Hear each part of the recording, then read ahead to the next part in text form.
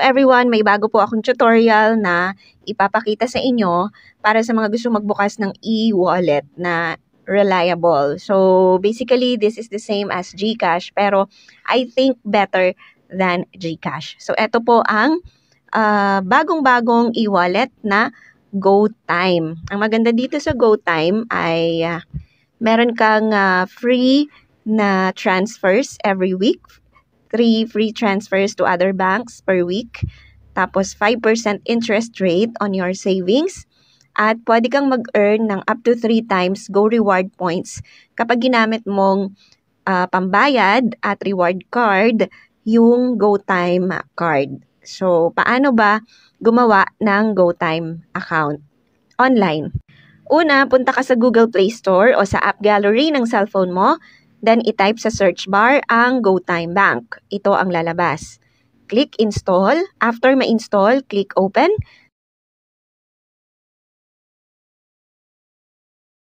Tapos, click Open an Account. Click Yes and tap Next. Hindi naman ako US citizen, so no ang pinili ko sa part na to.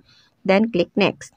Pindutin itong maliit na bilog sa taas at pindutin itong may check sa ibaba para mawala ang check. If ayaw mo na sendan ka ng GoTime ng offers at promos nila, i-uncheck mo lang to. Pero itong taas, kailangan tong ma-checkan.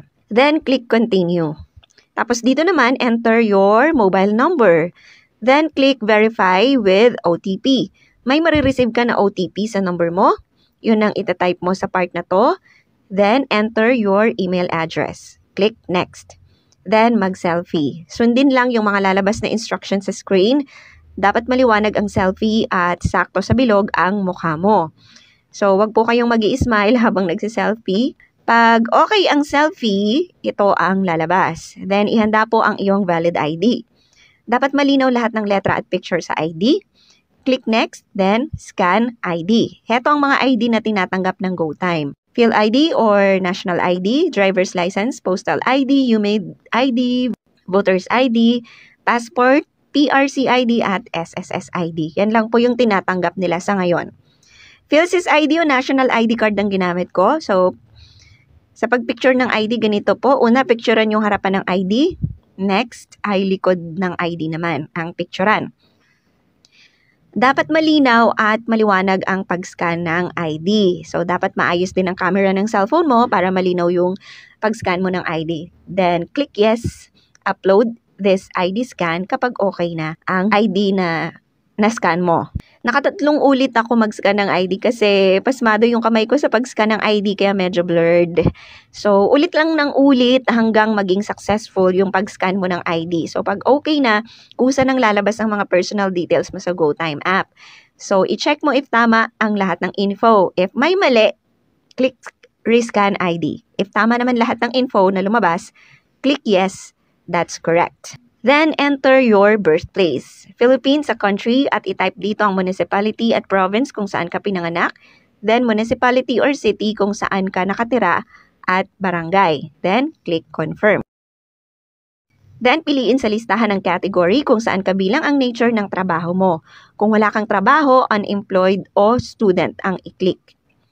Unemployed ang clinic ko dito kasi this GoTime ginagawa ko ay para sa tatay ko. Sa occupation, i-click mo ang other kung wala sa pagpipilian ang trabaho mo. Sa main source of funds naman, piliin lang ang magiging source ng pera na papasok o ilalagay mo sa iyong GoTime account. Tapos, mag-create ka na ng username. At gumawa ka ng 6 digits na passcode na magsisilbing password mo o PIN number mo sa pagbubukas mo ng GoTime app every time na gagamitin mo siya. Tapos, okay na. Pwede ka na mag-login sa GoTime app mo. Kapag nakapag-login ka na sa iyong GoTime bank account, pwede ka nang mag-deposit, mag-send at mag-transfer ng pera kapag may laman na ito. Pwede ka rin na gumawa ng GoSave account. Click mo lang tong GoSave. Tapos automatic na magkakaroon ka ng GoSave account. So, meron ka ng savings account kung saan pwede kang mag-ipon ng pera. Ang maganda dito sa GoTime ay pwede kang magpa-print o pwede ka sa kanila na mag-request ng GoTime card. Visa card po ito na pwede natin gamitin na pambayad at reward card kapag tayo ay bibili ng mga kung ano-ano man na bibilhin natin. Pero mas maganda kung ibibili natin o gagamitin nating pambayad at reward card, yung GoTime card natin, sa mga partner stores ng GoTime. Saan ba makakakuha ng GoTime card? Pumunta lamang po sa mga South Star Drug branches sa inyong lugar. Meron doon na nagpiprint for free ng GoTime card once na nakapag-register ka na. Pwede rin na doon ka na magpatulong sa kanila na mag-open ng GoTime bank account online. Basta may dala kang valid ID. Kung paano naman mag-cash in, mag-cash out, mag-withdraw, and everything dito sa GoTime app natin, ituturo ko po sa next video.